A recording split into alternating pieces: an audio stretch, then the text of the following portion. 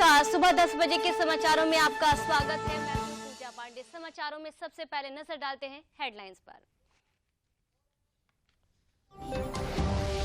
100 वर्ष की उम्र में प्रधानमंत्री नरेंद्र मोदी की मां हीराबेन का अहमदाबाद के यूएन अस्पताल में निधन। मुक्तिधाम में मां हीराबेन का किया गया अंतिम संस्कार।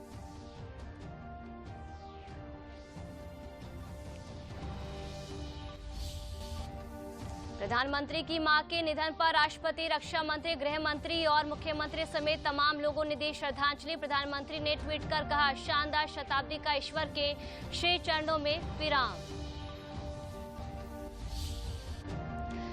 सीएम ने कल फेलोशिप कार्यक्रम के अंतर्गत 100 आकांक्षात्मक विकास खंडों में तैनात शोधार्थियों से किया संवाद। का आकांक्षात्मक विकास खंडों की प्रगति के लिए अनेक अच्छे कार्य हुए, सकारात्मक परिवर्तन देखने को मिला।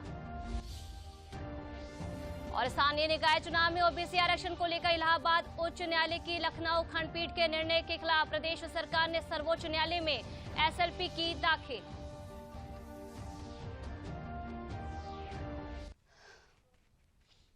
और अब खबरें विस्तार से। प्रधानमंत्री नरेंद्र मोदी मां हीराबेन का मुक्तिधाम में अंतिम संस्कार किया गया। प्रधानमंत्री के मां के अंतिम संस्कार में परिवारजन शामिल हुए। मुख्यमंत्री इस दौरान प्रधानमंत्री नरेंद्र मोदी ने अपनी मां हीराबेन को मुखाग्नि दी।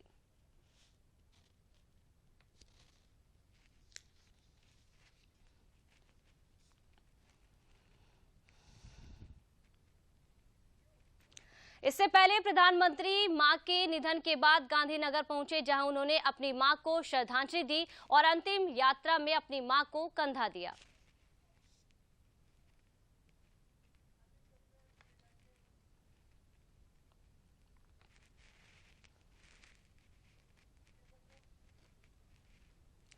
प्रधानमंत्री नरेंद्र मोदी की मां हीराबेन का आज सुबह अहमदाबाद के अस्पताल में निधन हो गया। हीराबेन की उम्र 100 साल थी। प्रधानमंत्री नरेंद्र मोदी की मां हीराबेन की बुधवार को तबीयत बिगड़ गई थी, जिसके बाद उन्हें अहमदाबाद के यूएन मेहता अस्पताल में भर्ती कराया गया था। प्रधानमंत्री ने ट्वीट कर अपनी मां को श्रद्धांजलि दी है, जहां प्रधानमंत्री नरेंद्र मोदी ने ट्वीट कर कहा कि शानदार शताब्दी का ईश्वर चरणों में विराम।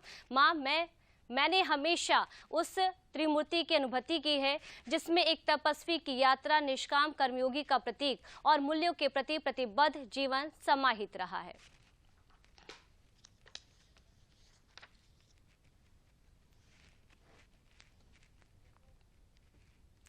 प्रधानमंत्री नरेंद्र मोदी की मां हीराबेन के निधन पर राष्ट्रपति द्रौपदी मुर्मू ने शोक व्यक्त किया। राष्ट्रपति ने ट्वीट कर कहा कि प्रधानमंत्री नरेंद्र मोदी की मां हीराबा का 100 वर्षों का संघर्षपूर्ण जीवन भारतीय आदर्शों का प्रतीक है। प्रधानमंत्री ने मातृ देवो भव की भावना और हीराबा के मूल्य को अपने जीवन में ढाला। मैं पुण्यात्मा की शांति के लिए प्रार्थना करती हूँ। परिवार के प्रति मेरी संवेदनाएं।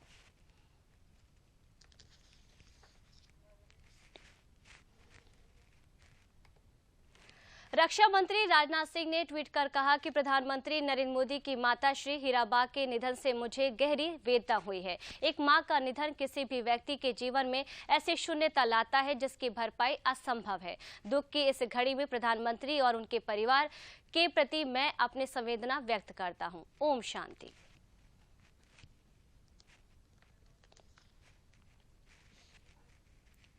गृह मंत्री अमित शाह ने ट्वीट कर कहा कि प्रधानमंत्री नरेंद्र मोदी की पूज्य माताजी हीराबा के स्वर्गवास की सूचना अत्यंत दुखद है। मां एक व्यक्ति के जीवन की पहली मित्र और गुरु होती है, जिसे खोने का दुख निस्संदेह संसार का सबसे बड़ा दुख है। उन्होंने कहा कि हीराबा ने जिन संघर्षों का सामना करते हुए परिवार का पालन पोषण किया, वो सभी के लिए एक आदर्श है। उनका त्यागपूर्ण तपस्वी जीवन सदा हमारी स्मृति में रहेगा। पूरा देश दुख की इस घड़ी में प्रधानमंत्री नरेंद्र मोदी जी व उनके परिवार के साथ खड़ा है। करोड़ों लोगों की प्रार्थना आपके साथ है। ओम शांति।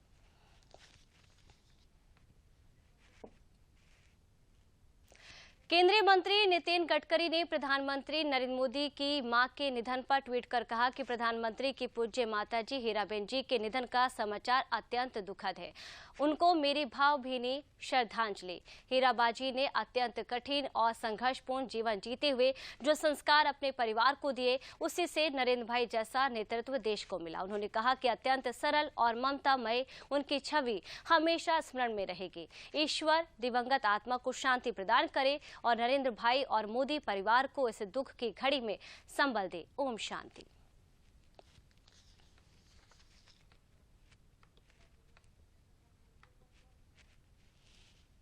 मुख्यमंत्री योगी आदित्यनाथ ने प्रधानमंत्री नरेंद्र मोदी की मां हीराबेन के निधन पर ट्वीट कर कहा कि एक पुत्र के लिए मां पूरी दुनिया होती है।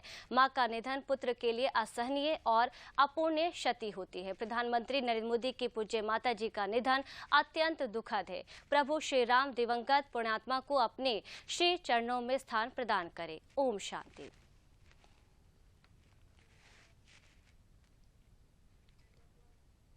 यहाँ रुकते एक छोटे से ब्रेक के लिए। ये विशाल है ना, इसका सब प्रॉपर चलता है। कल उसके बैंक अकाउंट में 15,000 रुपए का फ्रॉड हुआ है, पता है? इसको तो कोई टेंशन ही नहीं होती है। देखना। टेंशन क्यों? मेरी कोई गलती नहीं थी। फिर भी फ्रॉड होने पर मैंने तुरंत बैंक को इन्फॉर्म कर दिया। आरबीआई कहता है अगर आपके अकाउंट से किसी ने धोखे से पैसे निकाले हैं तो बैंक को जल्द से जल्द इन्फॉर्म कीजिए। 3 दिन के अंदर इन्फॉर्म किया तो कोई नुकसान नहीं होगा। जितना लेट करोगे उतना ज्यादा नुकसान। और सुन, सब चलता नहीं है, प्रॉपर चलाना पड़ता है। आरबीआई कहता है जानकार बनिए, सतर्क रहिए। ब्रेक के बाद एक बार फिर आप सभी का स्वागत है। मुख्यमंत्री योगी आदित्यनाथ कल अपने सरकारी आवास पर मुख्यमंत्री फेलोशिप कार्यक्रम के अंतर्गत 100 आकांक्षात्मक विकास खंडों में तैनात शोधार्थियों से संवाद कार्यक्रम में अपने विचार व्यक्त किया। इस अवसर पर मुख्यमंत्री ने शोधार्थियों से संवाद किया। शोधार्थियों ने अपने अपने विकास खंडों में किए जा रहे उल्लेखनीय कार्यों से उन्हें अवगत कराया। मुख्यमंत्री ने कहा कि प्रधानमंत्री नरेंद्र मोदी की मंशा के अनुरूप आकांक्षात्मक जनपदों की तर्ज पर प्रदेश में आकांक्षात्मक विकास खंडों का चयन किया गया। इन विकास खंडों में एक एक मुख्यमंत्री फेलो की तैनाती की गई। उनके प्रशिक्षण के उपरांत 21 अक्टूबर साल 2022 को उन सभी फेलो के साथ संवाद बनाते हुए उन्हें नियुक्ति पत्र तथा टैबलेट उपलब्ध कराए गए थे। उसके बाद सभी शोधार्थियों ने अपने अपने तैनाती क्षेत्र में कार्य प्रारंभ किया। मुख्यमंत्री ने कहा कि यह हमारी कमी है कि हम डाटा कलेक्शन नहीं करते और उसे अपलोड भी नहीं करते। इस कारण कई बार अनेक क्षेत्रों में कार्य तो होते हैं, लेकिन डाटा अपलोड न करने के कारण लोगों को उसकी प्रगति से अवगत नहीं करा पाते। आप सभी फेलो अपने तैनाती स्थल में समन्वय के साथ साथ डाटा कलेक्शन तथा प्रतिदिन की गतिविधि को अपलोड करने का कार्य करेंगे। डाटा सही होना चाहिए, जहां मुख्यमंत्री कार्यालय द्वारा प्रत्येक 3 माह में तथा नियोजन विभाग द्वारा प्रतिमाह इसका मूल्यांकन किया जा रहा है। हमारी जो सबसे बड़ी कमी है वो यही है कि हम लोग एक तो डाटा कलेक्शन नहीं करते और फिर उसको अपलोड भी नहीं कर पाते, जिसके कारण उत्तर प्रदेश जैसे राज्य को बहुत बार उसके बहुत सारे सेक्टर ऐसे होते हैं जहां पर उसने कार्य तो किया है लेकिन डाटा अपलोड न करने के कारण हम लोग उसमें पीछे रहते हैं और एक हर एक क्षेत्र में देखने को मिलता है। और इसीलिए हम लोगों ने रिसर्च फेलो के रूप में आपको तैनात किया है। कोऑर्डिनेशन के साथ साथ वहां पर डाटा कलेक्शन करना, हर दिन की गतिविधियों को अपलोड करना, और फिर अभी हम लोग हर तीसरे महीने इसका मूल्यांकन कर रहे हैं। हर महीने नियोजन विभाग कर रहा है, हर तीसरे महीने मैं इसमें संवाद बनाने की कार्रवाई के साथ अपने को जोड़ने का प्रयास कर रहा हूं कि वीडियो कॉन्फ्रेंसिंग के माध्यम से हम इन सभी के साथ जुड़ करके संवाद बनाएंगे और इंडिकेटर्स को हम ध्यान में रख करके कार्य करेंगे कि वास्तव में किन विकास खंडों ने आकांक्षात्मक विकास खंडों के क्रम में अच्छा कार्य किया है और किस सेक्टर में उनकी प्रगति अच्छी है। हमें वे सभी पैरामीटर लेने होंगे जो आपको ट्रेनिंग के दौरान यहां बताए गए हैं, जिन पर कार्य करते हुए हम उसे जो स्टेट एवरेज है उस स्टेट एवरेज के क्रम में आगे बढ़ाने में योगदान दे सकें। बरेली इंटरनेशनल यूनिवर्सिटी के चौथे दीक्षांत समारोह में राज्यपाल आनंदीबेन पटेल ने मेडिकल के 59 मेधावी छात्र छात्राओं को गोल्ड मेडल, 46 विद्यार्थियों को सिल्वर मेडल और 62 मेधावियों को ब्रांज मेडल प्रदान किए। विद्यार्थियों को संबोधित करते हुए राज्यपाल ने कहा कि मेडिकल की पढ़ाई बहुत परिश्रम वाला कदम है। उन्होंने कहा कि डॉक्टर का हंसता चेहरा जब मरीज देखता है तो उसे डॉक्टर पर विश्वास हो जाता है। उन्होंने कहा कि डॉक्टरों और वैज्ञानिकों ने एक ही वर्ष में कोरोना की वैक्सीन बनाकर देश को सुरक्षा प्रदान की है। इस अवसर पर राज्यपाल ने विश्वविद्यालय द्वारा गोद लिए गए प्राथमिक विद्यालय के 50 छात्र छात्राओं को पुस्तकें और उपहार भी वितरित किए।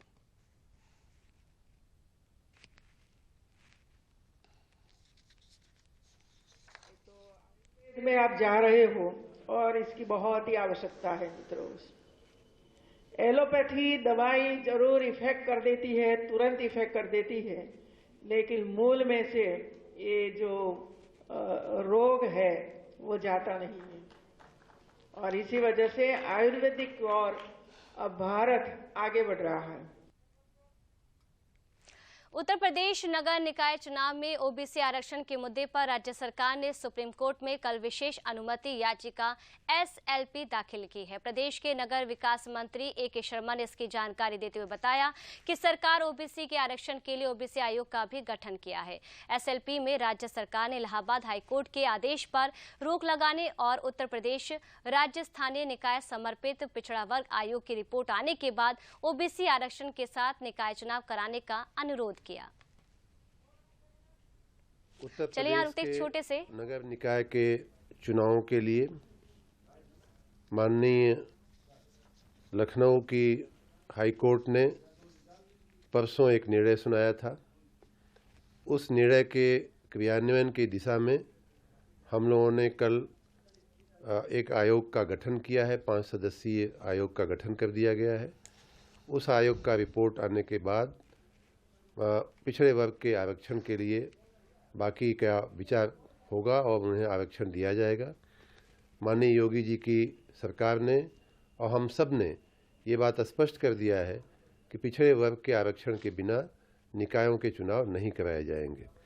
उसी कड़ी में जहां कानूनी थोड़ी बातें थीं उनका अध्ययन करके राज्य सरकार ने हम लोगों ने माननीय सर्वोच्च न्यायालय में सुप्रीम कोर्ट में एक एसएलपी स्पेशल लीव पिटीशन दाखिल की गई है। जिन बातों में हमारा कहीं कानूनी मतांतर था उनके अपने पक्ष में न्याय के लिए हमारी बात कहने के लिए सर्वोच्च न्यायालय में हम गए हैं, जहां एसएलपी दाखिल कर दी गई है। यहाँ रुकते एक छोटे से ब्रेक के लिए।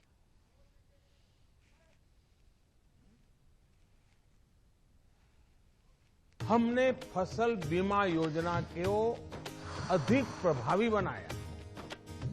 उसके दायरे में ज्यादा किसानों को लाए। नहीं है डर, नहीं फिकर, मिली हमें नई डगर। फसल का करवा के बीमा किसान की चिंता को छीना। हुआ सुरक्षित कल, सुरक्षित फसल निश्चित किसान। फसल बीमा सबका समाधान। आज ही प्रधानमंत्री फसल बीमा योजना से जुड़ें और फसल नुकसान से होने वाली आर्थिक हानि से निश्चिंत हो जाएं, ताकि प्राकृतिक और स्थानीय आपदा पर भी फसल नुकसान होने पर आप उसकी सही कीमत पाएं। प्रधानमंत्री फसल बीमा से जुड़ने के लिए आज ही नजदीकी कृषि कार्यालय, सहकारी समिति, बैंक शाखा, अधिकृत बीमा कंपनी या जन सेवा केंद्र में जाएं, क्योंकि सुरक्षित फसल निश्चिंत किसान। फसल बीमा सबका समाधान। कृषि एवं किसान कल्याण मंत्रालय, भारत सरकार। ब्रेक के बाद एक बार फिर आप सभी का स्वागत है। बलरामपुर में केंद्रीय कृषि मंत्री नरेंद्र सिंह तोमर ने प्रवास दौरे के दूसरे दिन गुरुवार को युवा मतदाताओं से संवाद किया। उन्होंने युवाओं को देश का भविष्य बनने के लिए प्रेरित भी किया। नरेंद्र सिंह तोमर ने कहा कि उत्तर प्रदेश के आकांक्षी जिलों को डबल इंजन की सरकार का लाभ मिला है। बुंदेलखंड के झांसी तक कृषि क्षेत्र में काफी विकास हुआ है। उन्होंने कहा कि मोटे अनाज की उत्पादकता में विशेष ध्यान दिया जा रहा है। आने वाले समय में देश में मोटे अनाज की उत्पादकता में वृद्धि हेतु प्रचार प्रसार कराए जाएंगे। साथ ही इंफ्रास्ट्रक्चर के माध्यम से कृषि को बढ़ावा भी दिया जा रहा है। उत्तर प्रदेश राज्य कृषि प्रधान राज्य है। पूर्वांचल देवरिया से लेकर और बुंदेलखंड के झांसी जिले तक उत्तर प्रदेश सरकार ने कृषि के क्षेत्र में नए आयामों को छुआ है। चाहे वो क्रॉप डाइवर्सिफिकेशन का मामला हो, चाहे गंगा जी के किनारे नेचुरल फार्मिंग का मामला हो, चाहे ऑर्गेनिक फार्मिंग का मामला हो, चाहे केसीसी अभियान की सफलता हो, चाहे पीएम किसान योजना के अंतर्गत लोगों को लाभ दिलाने का मामला हो, चाहे गेहूं, धान और हॉर्टिकल्चर की फसलों के उत्पादन का मामला हो, हर क्षेत्र में उत्तर प्रदेश सरकार ने कीर्तिमान हासिल किया है। इसके लिए मैं मुख्यमंत्री जी को और कृषि मंत्री जी को हृदय से बहुत बहुत बधाई देना चाहता हूँ। उज्बेकिस्तान में भारतीय कफ सिरप से जुड़े मामले की जांच स्वास्थ्य मंत्रालय ने शुरू कर दी है। कफ सिरप के नमूने परीक्षण के लिए क्षेत्रीय औषधि प्रयोगशाला चंडीगढ़ भेजे गए हैं। विदेश मंत्रालय का इसको लेकर कहना है कि उज्बेकिस्तान ने इस बारे में कोई भी शिकायत नहीं की है और भारतीय दूतावास उज्बेकिस्तान के अधिकारियों के साथ संपर्क में है। उज्बेकिस्तान में भारतीय कफ सिरप मैरियन बायोटेक में कथित रूप से मिलावट का मामला सामने आया है। उज्बेकिस्तान के इस दावे के बाद भारत सरकार अलर्ट हो गई है। केंद्रीय स्वास्थ्य मंत्रालय ने कहा कि इस मामले को लेकर उज्बेकिस्तान के राष्ट्रीय दवा नियामक से नियमित संपर्क स्थापित है। कफ सिरप के नमूने परीक्षण के लिए क्षेत्रीय औषधि परीक्षण प्रयोगशाला चंडीगढ़ भेजे गए हैं।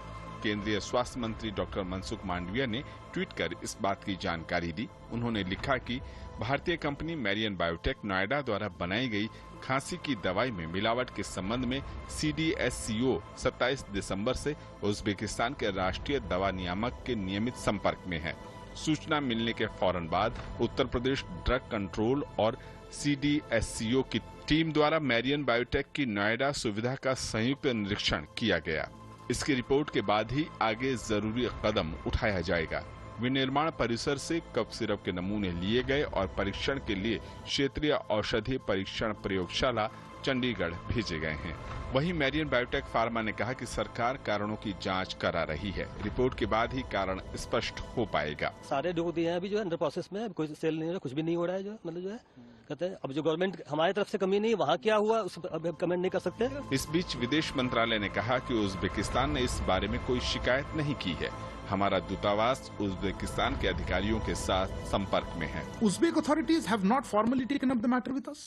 Nevertheless, our embassy has contacted the Uzbek side and is seeking further details of their own investigation. We understand that legal action has been initiated by the Uzbek authorities against some people, including the local representative of the company there.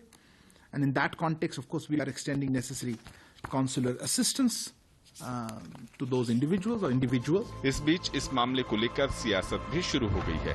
Congress नेता जयराम रमेश ने इस मुद्दे को उठाते हुए मोदी सरकार पर तंज कसा, तो बीजेपी के नेताओं ने पलटवार करते हुए रमेश पर सवाल उठाए और कहा कि कांग्रेस देश को बदनाम करने का कोई मौका नहीं छोड़ती। कांग्रेस के वरिष्ठ नेता जयराम रमेश जी ने एक बयान दिया है जो बड़ी कांग्रेस की दुखद और द्वेषपूर्ण नीति को बताता है। जाम्बिया और उज्बेकिस्तान में कुछ बच्चों की गलत दवाई पीने से मृत्यु हुई और दोनों देशों की सरकारों ने यह बात कही कि गलत दवाई के कारण उनकी मृत्यु हुई, पर चूंकि दवाई बनाने वाली कंपनी भारतीय थी तो इन्होंने कहा कि मेड इन इंडिया दवाई के कारण मृत्यु हुई, जबकि सरकारों ने कहा गलत दवाई दिए जाने के कारण उनकी मृत्यु हुई। मुझे समझ में नहीं आता है कि भारत को बदनाम करने का कोई मौका ही कांग्रेस पार्टी नहीं छोड़ती है। क्यों इतनी घृणा है? अरे मोदी जी के प्रति घृणा और अवमानना आपके मन में है तो भारत को बदनाम करने के लिए सीमा तक जाते हैं। फिलहाल आरोप प्रत्यारोप अपनी जगह है, लेकिन मामले की जांच हो रही है। इसके बाद ही कुछ कहा जा सकता है। केंद्रीय स्वास्थ्य मंत्री मनसुख मांडविया ने कुछ देशों में कोविड-19 के बढ़ते मामलों के मद्देनजर दवा कंपनियों के साथ आवश्यक दवाओं की स्थिति की समीक्षा की। बैठक में एक प्रस्तुति के जरिए स्वास्थ्य मंत्री को उभरते वैश्विक परिदृश्य के बारे में बताया गया। स्वास्थ्य मंत्री ने देश में कोरोना महामारी के दौरान दवा कंपनियों के अमूल्य योगदान के लिए उन्हें सराहा है। दवा कंपनियों को आवश्यक दवाओं की आपूर्ति के मद्देनजर वैश्विक आपूर्ति श्रृंखला पर करीब से नजर रखने को कहा गया। साथ ही कोरोना की दवाओं के साथ सभी दवाओं का पर्याप्त स्टॉक और उपलब्धता सुनिश्चित करने को कहा गया है। दवा कंपनियों ने भी कोविड दवाओं की आपूर्ति श्रृंखला का प्रबंधन कर सकने का भरोसा जताया है।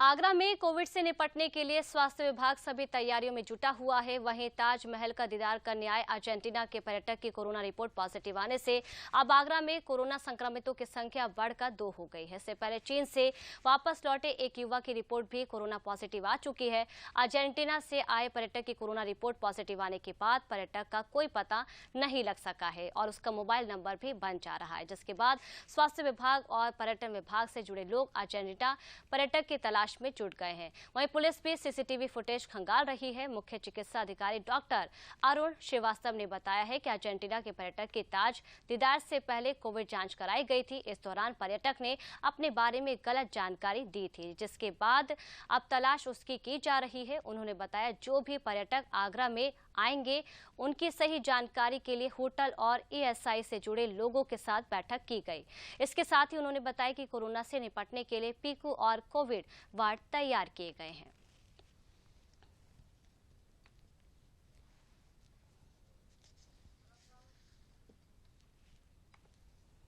जो भी पर्यटक आगरा में रुक रहे हैं उनकी सूचनाएं सही ढंग से आएं, इसके लिए हम लोग आज अपर जिलाधिकारी की महोदय की अध्यक्षता में सारे ड्रग्स एसोसिएशन, होटल एसोसिएशंस और जो हमारे एएसआई से भी लोग आए हुए हैं उनके साथ बैठक कर रहे हैं और आपसी सहयोग और प्रशासन के सहयोग, प्रशासन और पुलिस के भी अधिकारी हैं, सबके साथ मिलकर एक हम लोग संयुक्त प्रयास कर रहे हैं कि जिससे कि ये सूचनाएं अच्छे ढंग से आएँ और इन केस कोई भी केस पॉजिटिव आता है तो हम लोग तुरंत उसको ट्रेक कर पाएँ और ट्रेस करके उसको हम लोग उसका टेस्ट कर पाएँ।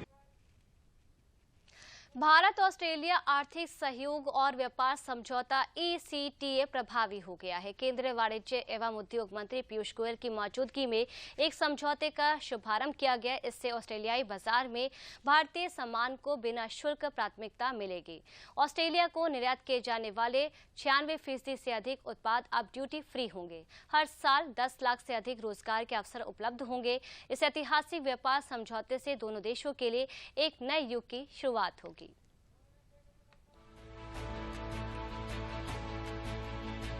भारत और ऑस्ट्रेलिया के बीच कारोबारी संबंधों को गुरुवार को नई उड़ान मिलने जा रही है। चूंकि दोनों देशों के बीच मुक्त व्यापार समझौता गुरुवार 29 दिसंबर से लागू हो रहा है, अब दोनों देशों के कारोबारी इसका फायदा उठा सकेंगे। इस समझौते के तहत ऑस्ट्रेलिया भारत द्वारा निर्यात किए जाने वाले करीब 86% उत्पादों पर शुल्क खत्म कर देगा। इसका असर ये होगा कि भारत के उत्पादों की कीमत ऑस्ट्रेलिया में घट जाएगी, जिससे भारत के निर्यात को बढ़ावा मिलेगा। इसके अलावा कपड़ा, कृषि उत्पाद, चमड़ा, फर्नीचर, आभूषण और मशीनरी के साथ साथ चिकित्सा उपकरण वाले क्षेत्रों को भी लाभ होगा। Be happy to know while India will get nearly 100% access to the Australian market duty free, of which nearly 98% plus of our value of trade today will get zero duty from day one, from today. And just a few items, I think 100 items or so, 100 lines, which is probably 10, 12, 15 items, where we will get the zero duty in over the next 5 years. Bharat Australia मुक्त व्यापार समझौते पर PM Modi और ऑस्ट्रेलियाई PM Albanese के बीच बाली में G20 के दौरान वार्ता हुई थी। अप्रैल में दोनों देशों के बीच मुक्त व्यापार समझौते पर हस्ताक्षर किए गए थे। किसी भी विकसित देश के साथ भारत का ये समझौता 1 दशक के बाद हुआ। भारत को ऑस्ट्रेलिया के बाजार में करीब 100% पहुंच मिलने से कारोबार में फायदा होगा। James and jewellery, textile, leather, footwear, furniture, कृषि उत्पादों के निर्यात में भारत को फायदा होगा। इंजीनियरिंग गुड्स, फार्मास्यूटिकल्स और ऑटोमोबाइल सेक्टर को भी मदद मिलेगी।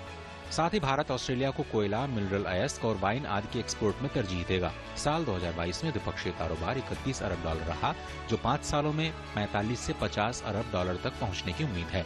यही सेक्टर्स में हमको फायदा होने वाला है, टॉयज में, हाउस होल्ड आर्टिकल्स में और सस्टेनेबिलिटी ऑल्सो, उसके अंदर भी हमको काफी बेनिफिट होएगा। Australia is a raw material producing country and India is a manufacturing country which adds value to the raw material. So I see it going a very long way. एक country mineral resources है और वहाँ पे manufacturing hub नहीं है, और दूसरी तरफ इंडिया है जो manufacturing hub and looking for such mineral resources. केंद्रीय वाणिज्य मंत्री पीयूष गोयल ने कार्यक्रम को संबोधित करते हुए समझौते की जमकर सराहना की। उन्होंने कहा कि भारत और ऑस्ट्रेलिया के बीच रोजगार सृजन में भी बड़ी मदद मिलेगी। समझौते पर ट्वीट करते हुए ऑस्ट्रेलिया के प्रधानमंत्री ने कहा, आज से भारत ऑस्ट्रेलिया व्यापार समझौता अस्तित्व में आ गया है। ये समझौता ऑस्ट्रेलियाई कारोबारियों के लिए नए अवसर प्रदान करेगा। प्रधानमंत्री नरेंद्र मोदी के आमंत्रण पर मैं मार्च में एक व्यापारिक शिष्टमंडल के साथ भारत की यात्रा करूंगा, जो दोनों देशों के बीच दोतरफा व्यापार में सुधार के लिए प्रतिबद्ध है। इसके साथ ही भारत से हर साल योग शिक्षक और शेफ्स के काम के लिए 1800 वीजा का प्रावधान किया गया है। ऑस्ट्रेलिया में पढ़ रहे भारतीय छात्रों को 1.5 साल से 4 साल तक का वर्क वीजा भी दिए जाने का प्रावधान है। साथ ही दोनों देश फार्मा क्षेत्र में सहयोग के लिए अलग से वार्ता शुरू करने जा रहे हैं। प्रदेश के कृषि मंत्री सूर्य प्रताप शाही ने बताया कि इस वर्ष खेती का आच्छादन 3% बढ़ा है। उन्होंने कहा कि प्रदेश सरकार के यांत्रिकरण का फायदा किसानों को मिल रहा है। आज लखनऊ में लोक भवन में आयोजित प्रेस वार्ता में उन्होंने बताया कि अब तक 6300 नए तालाब खोदे गए हैं। प्रदेश में कहीं भी खाद का संकट नहीं है। कृषि मंत्री ने बताया कि प्रदेश में धान केंद्रों पर 4200, क्रय केंद्रों पर 37,91,000 मीट्रिक टन की खरीद हो चुकी है। दिसंबर 22 तक हमको जो भारत सरकार ने लक्ष्य दिया था 27,02,000 मीट्रिक टन का, उसके सापेक्ष हम अभी तक 29,08,000 मीट्रिक टन किसानों को बिक्री कर चुके हैं और प्रतिदिन 8 से 10 रैक जो है वो राज्य के भीतर आ रही है। अभी भी 19 रैक हमारे इन ट्रांजिट हैं, विभिन्न स्थानों पर हैं। 19 जो हमारे रैक पॉइंट है वहां तक वो पहुंचेंगे और आज की तारीख में किसान भाइयों को 6,04,000 मीट्रिक टन यूरिया जिलों में उपलब्ध है और किसी भी प्रकार का खाद का संकट प्रदेश में नहीं है। फिरोजाबाद में एक कार्यक्रम में 700 छात्र छात्राओं ने नेक बनने और देश प्रेम पर आधारित विभिन्न प्रस्तुति पेश की। हिंदू, मुस्लिम, सिख, ईसाई, कौमी एकता, देशभक्ति पर आधारित विभिन्न कार्यक्रमों का हजारों लोगों ने आनंद लिया। देशभक्ति के गीत एवं नाटक के अलावा विभिन्न प्रदेशों के लोकप्रिय नृत्य एवं गीतों ने अनेकता में एकता की मिसाल कायम की। कार्यक्रम में कोविड-19 के दौरान जान गंवाने वाले डॉक्टरों को श्रद्धांजलि दी गई। कार्यक्रम में जिलाधिकारी रवि रंजन एवं भाजपा सदर विधायक मनीष असीजा उपस्थित रहे।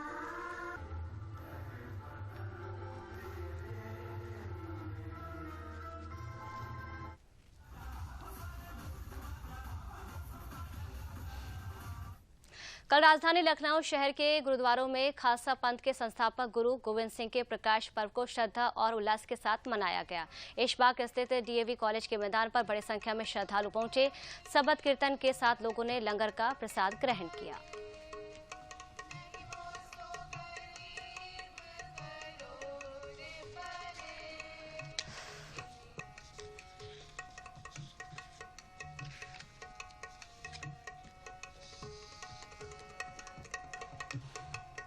उत्तर भारत में शीतलहर का प्रकोप जारी है। पश्चिमी विक्षोभ के कारण उत्तर भारत के लोगों को ठंड से थोड़ी राहत मिली, लेकिन नए साल से तापमान में एक बार फिर से गिरावट होने की आशंका है। उत्तराखंड, हिमाचल सहित पहाड़ी इलाकों में मौसम विभाग ने बर्फबारी होने की भविष्यवाणी कर दी है। मैदानी इलाके में शीतलहर का असर और तेजी से पड़ने लगा है। उत्तर भारत में शीतलहर के बीच गुरुवार की सुबह दिल्ली एनसीआर में रहने वाले लोगों को खिली धूप के कारण सर्दी से थोड़ी राहत मिली, लेकिन दोपहर बाद मौसम ने एकाएक करवट ले ली और लोगों को फिर ठंड का सामना करना पड़ा।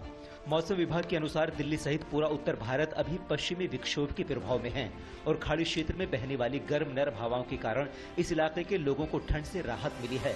हालांकि राष्ट्रीय राजधानी में 31 दिसंबर से न्यूनतम तापमान में। और अंत में एक नजर डालते हैं हेडलाइंस पर। 100 वर्ष की उम्र में प्रधानमंत्री नरेंद्र मोदी की मां हीराबेन का अहमदाबाद के यूएन अस्पताल में निधन। मुक्तिधाम में मां हीराबेन का किया गया अंतिम संस्कार।